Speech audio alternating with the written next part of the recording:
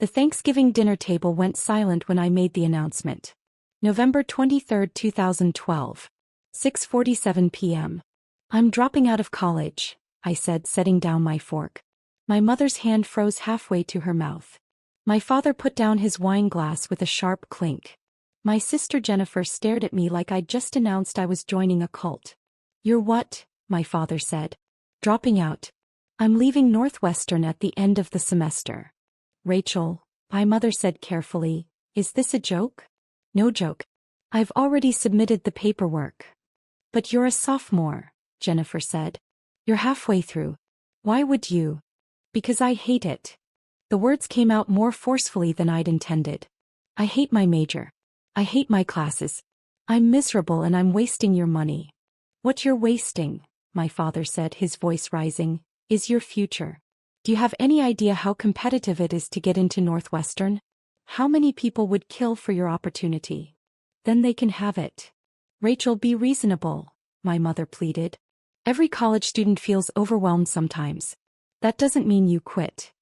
I'm not quitting. I'm choosing a different path. What path? Jennifer demanded. Dropping out to do what? Work at Starbucks? Live in our basement. I'm moving to New York. I have a job lined up as an editorial assistant at a publishing house. An editorial assistant? My father laughed, but there was no humor in it. That's a glorified secretary position. Rachel, you're throwing away a Northwestern degree for an entry-level job that pays maybe $30,000 a year. It's a start. It's a disaster, he interrupted. Your sister graduated from Yale, went to law school, is now working at a top firm in Chicago. That's what success looks like. Not this. Jennifer leaned back in her chair, arms crossed. I worked my ass off to build a career. I did everything right. And you're just going to throw away your education because you're miserable? That's pathetic. Jennifer, my mother said weakly. No, Mom. Someone needs to say it. Rachel has always taken the easy way out. High school was too hard, so she went to community college first. Now university is too hard, so she's dropping out. When are you going to grow up and finish something? I did finish community college. With a 3.2 GPA, she said. Barely. And you only got into Northwestern because you wrote some sob story essay about being a late bloomer. That stung because it was partially true. My path hadn't been traditional. I'd struggled in high school, gone to community college, then transferred to Northwestern. I'd been proud of that journey. My family had been tolerant of it. This is a mistake, my father said firmly. A huge mistake. And I won't support it financially. I'm not asking you to. Good. Because you'll get nothing from us. No money for rent, no money for food, nothing. You want to make adult decisions? Fine. Face adult consequences. Harold, my mother said, that seems harsh. She needs to learn, Patricia. She can't just drift through life expecting us to catch her every time she fails. I'm not failing, I said, my voice shaking. I'm making a choice. A bad choice, Jennifer said. You're 20 years old with no degree, no real skills, moving to one of the most expensive cities in the world for a job that probably pays minimum wage. You know what we call that? Failure.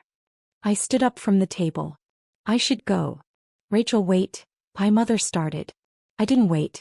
I grabbed my coat and walked out into the cold Chicago night. I moved to New York 3 weeks later with $1,800 in savings and a suitcase full of clothes. The publishing job was exactly as bad as my father had predicted. Editorial assistant at Hartley & Sons Publishing, a small, prestigious house specializing in literary fiction. I made $28,000 a year, worked 60-hour weeks, and my primary responsibilities were filing coffee runs and reading slush pile manuscripts that would never get published. My apartment in Brooklyn was 280 square feet. The shower was in the kitchen. I could hear my neighbors' every conversation through the paper-thin walls. I ate ramen noodles for dinner 4 nights a week. My family barely spoke to me. My mother called once a month with updates I didn't ask for. Jennifer got engaged. Jennifer made partner track. Jennifer bought a condo. Your sister's doing so well, my mother would say. We're so proud of her. The implication was clear. Unlike you. Jennifer called exactly once in those first 6 months. I heard you're living in some shoebox in Brooklyn, she said. Mom's worried about you. I'm fine. Are you? Because from where I'm sitting, it looks like you made a huge mistake and you're too proud to admit it. I'm happy, Jennifer. You're 20 years old making less than minimum wage when you calculate your hours. That's not happiness. That's delusion. She paused. Look, it's not too late. You could re-enroll. Go back to school. Get your degree. Stop embarrassing the family. Embarrassing the family? Yes, Rachel. Embarrassing us. Do you know what I tell people when they ask about you?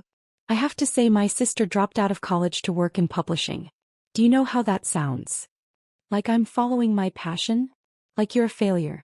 Like our family couldn't produce two successful children. She hung up before I could respond. That was the last real conversation we had for 12 years. But I wasn't failing. Not really. The publishing job was brutal, but I was learning. How books were acquired, edited, marketed. How the industry worked. I read manuscripts until my eyes hurt, learning what made good writing, what made compelling stories. After 2 years, I was promoted to assistant editor. After 4 years, associate editor. After 6 years, senior editor. I developed a reputation for discovering new talent. 3 of my authors won major literary awards. 2 hit the New York Times bestseller list. But more importantly, I'd found my real passion, helping young writers develop their craft. I started teaching a writing workshop at NYU. Just one class, adjunct for extra money. But I loved it. Loved working with students, helping them find their voices, watching them improve. One of my students, a professor in the English department, noticed. You're a natural teacher, she said. Have you ever thought about higher education as a career? I don't have a degree. You should get one. Not for the paper but for the opportunities. With your experience and your talent, you could do real things in academia. That conversation planted a seed. At 26, I enrolled in Columbia's MFA program in creative writing. I worked full-time, attended classes at night, wrote my thesis in stolen hours on the subway. It was the hardest 2 years of my life. I graduated at 28 with my MFA and a job offer from Columbia to teach undergraduate creative writing courses. At 30, I was promoted to assistant professor. At 31, I published my first book, a collection of essays about the publishing industry that became a surprise bestseller in academic circles. At 32, I became associate professor and was asked to join Columbia's undergraduate admissions committee. That's where everything changed. Reading college applications, I realized I had a gift for seeing potential. Not just in grades and test scores, but in the stories students told. In the struggles they'd overcome. In the unique perspectives they brought. I could see the students who would thrive at Columbia. The ones who'd contribute something meaningful. The ones who just needed someone to believe in them. Like me all those years ago. When Yale reached out about their dean of admissions position, I almost didn't apply. You should do it, my department chair said. You're made for this. And Yale is, well, it's Yale. I applied. 6 interviews later, they offered me the position. Dean of Undergraduate Admissions at Yale University. At 32 years old, I was one of the youngest deans in the Ivy League. The irony wasn't lost on me. The college dropout was now deciding who got into one of the world's most prestigious universities. I moved to New Haven in August 2024. My mother called to congratulate me, the first time she'd called in 3 years. Dean at Yale, she said. That's wonderful, Rachel. Your father will be so proud. Will he? Silence. He's trying. He asks about you. Does Jennifer? More silence. Your sister's very busy. She has Amanda now, you know. She's 16. Such a bright girl. My niece. I'd seen her exactly 3 times. Once as a baby, once at age 5, once at age 10. Jennifer had made it clear I wasn't welcome in her daughter's life. I'm sure she is, I said. Maybe now that you're doing well you could reconnect? With Jennifer? With all of us. Maybe, I said, knowing I wouldn't. The application reading season started in November. We received 52,000 applications for 1,550 spots. Every application got read by at least 2 admissions officers. As dean, I personally reviewed thousands of them, including all the borderline cases and special circumstances. It was grueling work. Reading applications from brilliant students who'd overcome incredible odds. Students who'd started nonprofits, conducted research, won international competitions. Students who'd survived poverty, violence, loss. Most of them we'd have to reject. That was the hardest part. I was in my office on a Friday evening in January 2025, reviewing a stack of applications from the Chicago area. My eyes were tired. I was on my fourth coffee of the day. Then I saw the name. Amanda Chin. My sister's married name was Chin. Her husband David Chin, the corporate lawyer she'd married 11 years ago. My hands started shaking. I opened the application. Amanda Chin. Age 17. Northbrook High School, Northbrook, Illinois. GPA, 4.0 unweighted. SAT 1570. Valedictorian. National Merit Finalist. Captain of debate team. Volunteer at local literacy nonprofit. Impressive.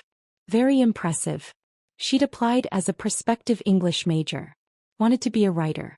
I scrolled to her personal essay. The prompt. Reflect on a time when you faced a challenge or obstacle. What did you learn from the experience? I started reading. My family doesn't talk about my Aunt Rachel. I grew up hearing whispers.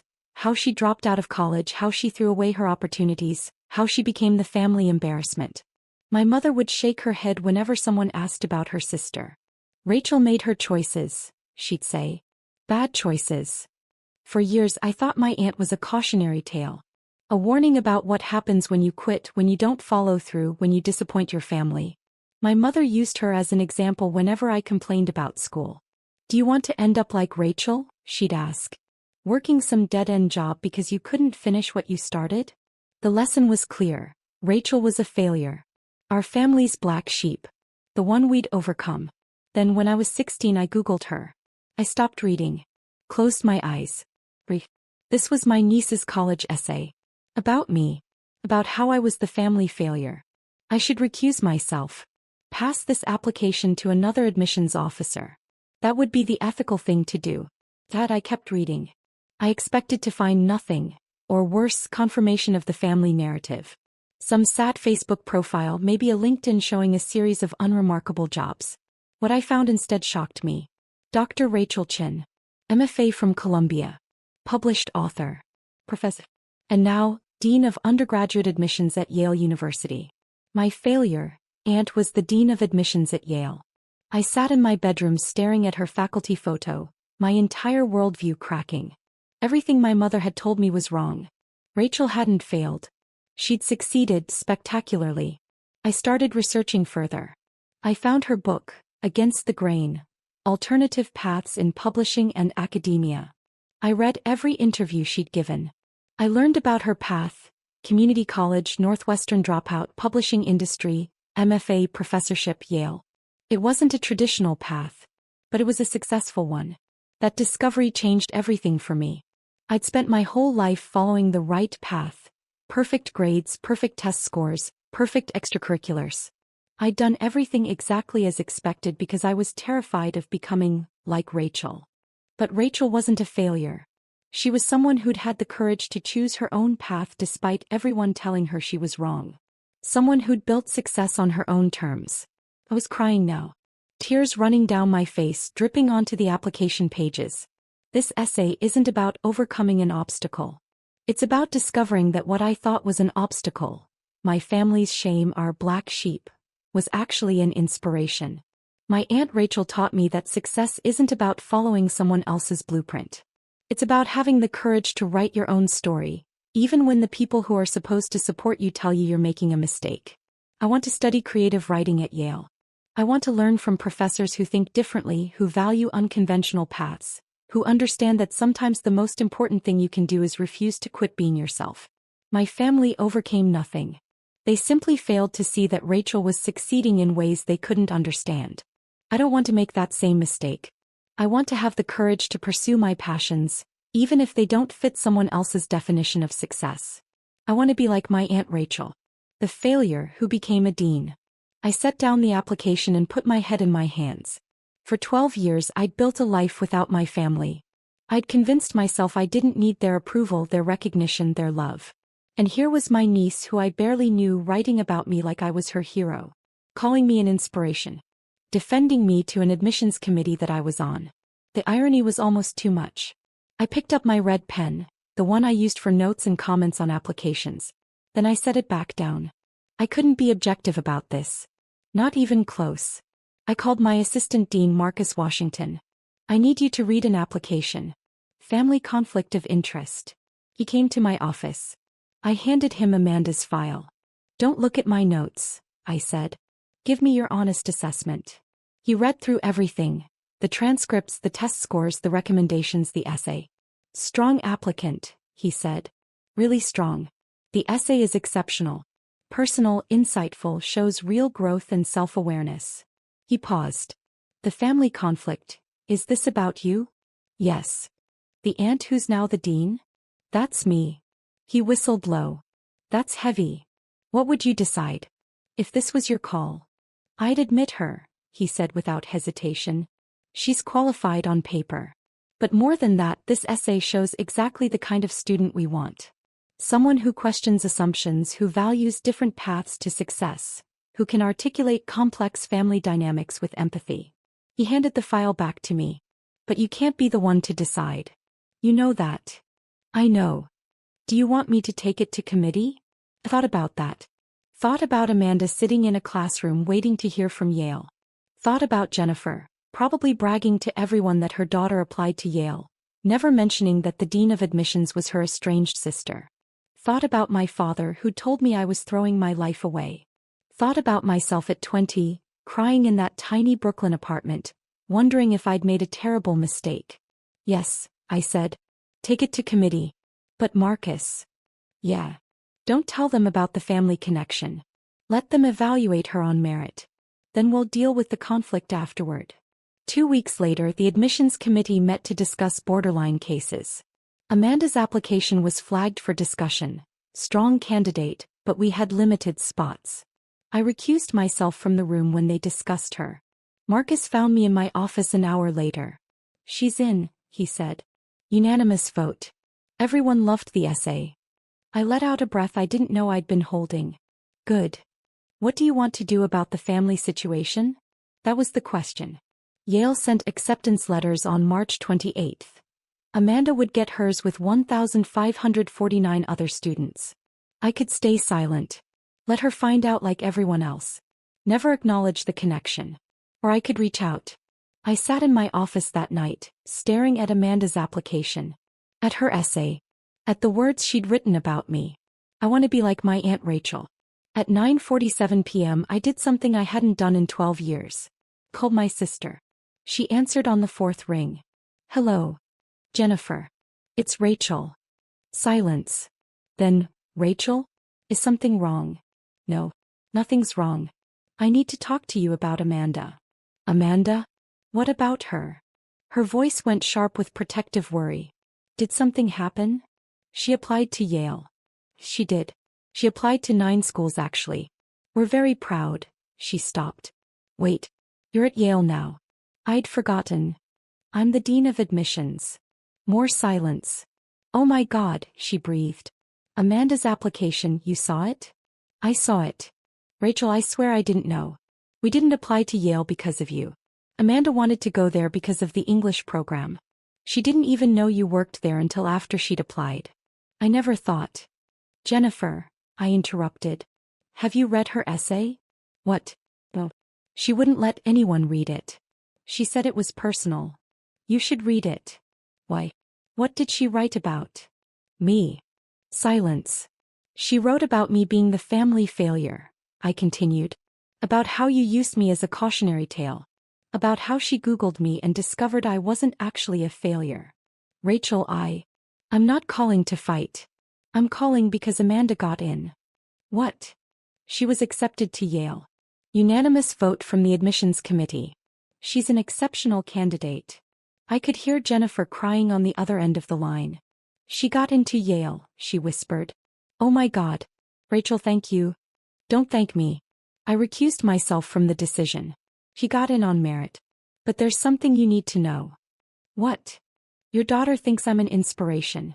She wrote a beautiful essay about having the courage to follow her own path. About not being afraid to be different. I paused. Jennifer, for 12 years you've told her I was a failure. And despite that, or maybe because of it, she's learned one of the most important lessons anyone can learn. That success looks different for everyone. I was wrong. Jennifer said, her voice breaking. Rachel, I was so wrong. About everything.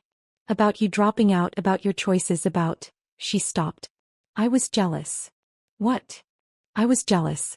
You had the courage to walk away from something that wasn't working. To choose your own path. I've spent my entire life doing what everyone expected.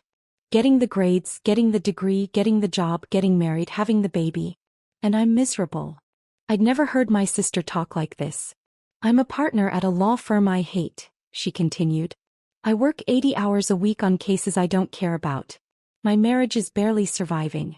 And my daughter barely knows me because I'm never home. She laughed bitterly. You were the smart one, Rachel. You figured out what you wanted and you went after it. I just did what I was told. And now my 17-year-old daughter sees you as the role model instead of me. Jennifer. No, it's true. And it should be true. You built something meaningful. You helped students find their paths. You changed your niece's life without even knowing her. Her voice dropped to a whisper. I'm sorry. For everything I said. For calling you a failure. For cutting you out of Amanda's life. You were never the family embarrassment. I was just too blind to see it. I was crying again.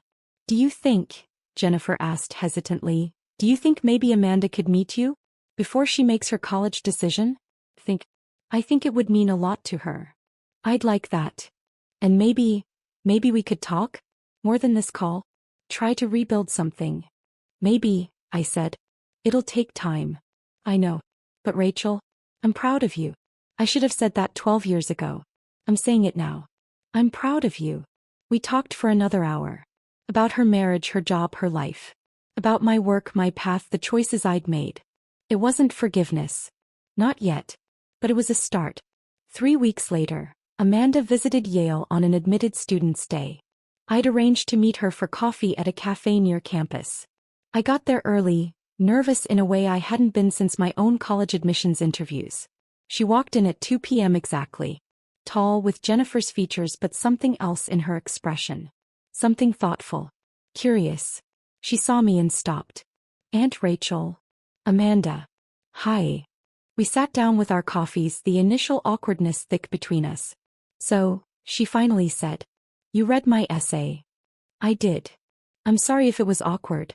I didn't know you were the dean when I wrote it. I needed to write about something that mattered. Don't apologize. It was a beautiful essay. Honest and insightful. She looked down at her coffee. My mom told me what she used to say about you. About you being a failure. She did. Yeah. She cried while she told me. That she was wrong. That she'd been jealous. Amanda looked up at me. Is it true?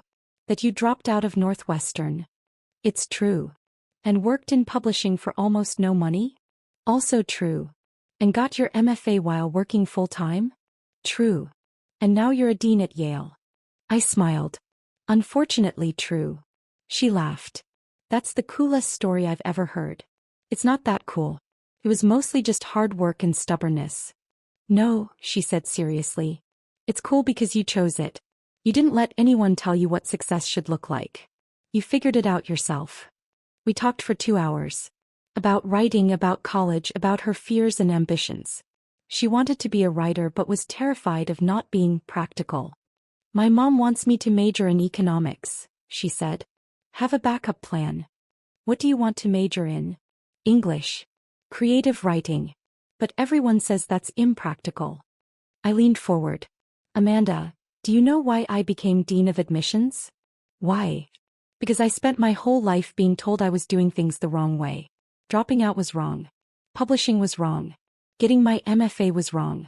And every time someone told me I was wrong, I proved them wrong. I paused. Now I get to help students who might not fit the traditional mold. Students who need someone to see their potential, not just their credentials. Students like you. Students like you, she corrected softly. I smiled. Yeah. Students like me. She chose Yale. Enrolled as an English major with a concentration in creative writing. I didn't teach undergraduates anymore, but I made arrangements to meet with her once a month. Mentorship sessions officially. But really we were getting to know each other. My relationship with Jennifer improved slowly. Phone calls every few weeks. Then every week. She started divorce proceedings that summer. I'd rather be a single mom than stay in a loveless marriage, she told me. She cut back her hours at the firm. Started actually parenting Amanda instead of just providing for her. I'm trying to be better, she said during one call. For Amanda. For me. My parents reached out too. Awkward emails at first, then phone calls. We were wrong, my father said stiffly during our first real conversation in 12 years. About dropping out. About your choices. We should have supported you. Thank you, I said, because what else could I say? Your mother and I would like to visit. See Yale. See what you've built. They came in October. I gave them a tour of campus, showed them my office, introduced them to my colleagues. My father stood in my office looking at my diplomas on the wall. Columbia and my published book on the shelf. Photos from conferences, from speaking engagements. I'm sorry, he said quietly. I called you a failure. I said you'd amount to nothing. I was wrong. You were scared, I said. You wanted me to have security. I understand that now. But you found security anyway. Just differently than we expected. That night we had dinner. Me, my parents, Jennifer, Amanda. The first time we'd all been together in 12 years. It was awkward. There were silences, moments of tension. But there was also laughter. Stories. Amanda telling embarrassing college freshman stories that made everyone smile. At one point Amanda leaned over to me. Thank you, she whispered. For what? For being you. For showing me it's okay to be different. I squeezed her hand. Later, walking back to my apartment, my phone rang. Unknown number. Dr. Chin? This is Sarah Martinez. I'm a high school senior in Arizona. My counselor gave me your email, but I wanted to call. Hey, what can I help you with? I read your book. Against the Grain. My counselor gave it to me because I'm thinking about dropping out of my dual enrollment program. Everyone says I'm making a mistake. I smiled, remembering another phone call, another student 12 years ago. Tell me about it, I said. We talked for 45 minutes. About her situation, her goals, her fears. So what do I do? She finally asked. I can't tell you what to do, I said. But I can tell you this. The traditional path works for a lot of people. But it's not the only path. If you have a clear vision and you're willing to work hard, there are other ways to succeed. Did you regret it? Dropping out. I thought about that. About the tiny Brooklyn apartment. The ramen noodles. The family rejection. The years of struggle. Not for a second, I said. After we hung up, I sat on my couch thinking about that Thanksgiving dinner 12 years ago. About walking out into the cold Chicago night, terrified and alone. About being called a failure by the people who were supposed to love me. About building a life anyway. My phone buzzed. A text from Amanda. Thanks for dinner. Love you, Aunt Rachel, Red Heart. I stared at those words. Love you. When was the last time a family member had said that to me? I typed back. Love you too, kiddo. The next morning I was back in my office reading applications. Another year, another 50,000 plus students hoping for one of our 1,550 spots. I read each application carefully. Looking for the straight A students, yes. But also looking for the unconventional ones. The ones who'd struggled. The ones who'd taken different paths. The ones who reminded me of myself. Because the truth was, I understood them in a way most admissions officers couldn't. I knew what it felt like to be told you were doing everything wrong. I knew what it took to prove everyone wrong. And I knew that sometimes the students who looked like failures on paper were actually the ones who'd changed the world. I picked up one application. A student who'd started at community college, transferred twice, had a 3.4 GPA but exceptional letters of recommendation and a powerful essay about overcoming homelessness. Most admissions committees would reject this student immediately. The GPA was too low. The path was too unconventional. But I saw something else. I saw resilience. Determination. Someone who'd succeeded despite impossible odds. I picked up my red pen and wrote at the top of the application, strong admit. Committee review recommended. That student would probably get in. Not because of their grades, but because I knew something most people didn't. Success isn't about following the right path.